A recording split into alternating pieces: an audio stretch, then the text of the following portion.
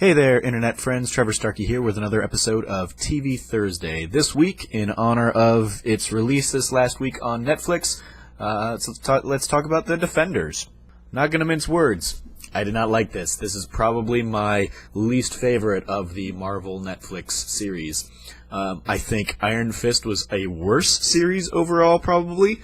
But this had so much potential to bring all of these heroes, these characters together, and it just feels so wasted that I just can't defend the Defenders effectively. There are a few bright moments here and there, but ultimately I am very frustrated with how I found myself just constantly frustrated that the show's just not better, and that's a disappointment. I think the main culprit here is the 1-2 punch of the whole Iron Fist hand storyline that has been kind of sprinkled throughout these shows, but most notably in Daredevil and then, of course, Iron Fist's own series. And that takes center stage over, I think, the more interesting characters and the dynamic that we could have had. A lot of the individual shows themselves have had far more compelling villains. You had Wilson Fisk was much more interesting. Kilgrave was much more interesting. Probably the best Marvel villain they've had to date. Even Cottonmouth was just a much more charismatic and dynamic character than the 5 members of the Hand that you have in this series. 3 of whom are introduced for the first time here. We've had Madame Gao previously, and then we also had Bakuto from the Iron Fist series, and those are the only 2 kind of returning faces of the Hand, and the other 3 characters that we're introduced to Alexander Reed, Murakami, and Sawande, and the last 2, I couldn't tell you anything about them except one was black and one was Japanese. They had no other real defining characteristics from that.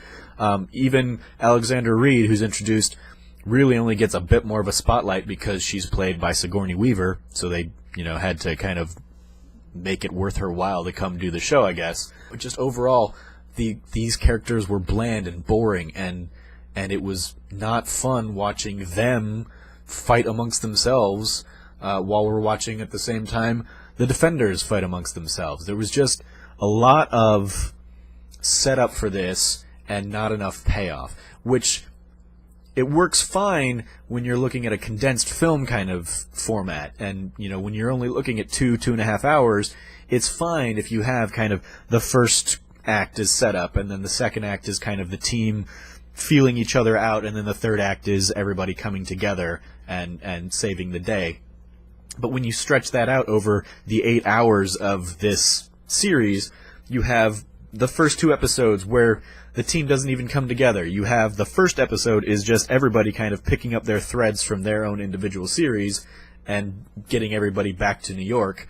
The second episode, people start kind of pairing up and meeting each other, but the whole team doesn't come together until the third episode. So that's a quarter of your story where you haven't even brought the team together. And even when you bring the team together, it's their first meeting. They're not even fighting together so much as fighting near each other. They've all just kind of landed at the evil villain headquarters at the same time, and they need to fight their way out, and so they just kind of all pick some bad guys and beat up some bad guys. There's very little teamwork in there, and unfortunately, the show never really reaches even the high of that sequence. The team never feels like it comes together, and I think part of this falls on the production design, because I feel like they're trying to pay tribute to all the shows that kind of led up to this moment. So you have, elements that look very much like they fit, shots that feel like they fit within a Daredevil episode, and shots that feel like they fit within a Jessica Jones episode, and a Luke Cage episode, and an Iron Fist episode. But none of these really feel like they ever landed on a unified look for a Defenders episode, and I think that hinders the series as a whole. There are moments in the series where it's just why did that even happen in terms of a production thing? Why did Wu-Tang Clan start coming over this fight sequence? completely unprompted, completely unlike anything else we'd seen in the 7 hours prior or whatever. Just random stuff comes out, and it's like, I don't understand why that was a choice that was made.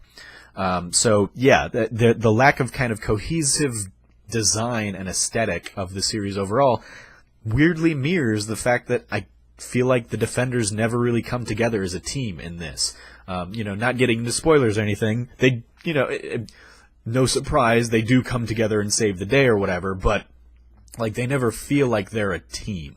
You never get that Avengers saving Manhattan kind of hero shots and sequence where they're all kind of working as a well-oiled machine. You never get that in this show. And that's, like, we've had literally days of content to lead us to this point, and the fact that it feels, when we get there, almost as rushed as Batman v Superman did, is not what I expect from a Marvel outing. So those are my thoughts on the Defenders. Overall, I really didn't like it. I was really let down by it, and that's a rarity from Marvel these days. So I don't know, necessarily how they could have fixed it outside of just completely changing what they'd been setting up, because it makes sense that they've been setting up and leading to this point, but it wasn't a good endpoint for it, I don't think. So let me know what you thought about the series in the comments below. You can read my full review over at trevortrove.com and the link in the description below. As always, I've been your host, Trevor Starkey from Trevor Trove. You can follow me at SnarkyStarkey on Twitter. And until next time, from here at the Trove, treasure your friends.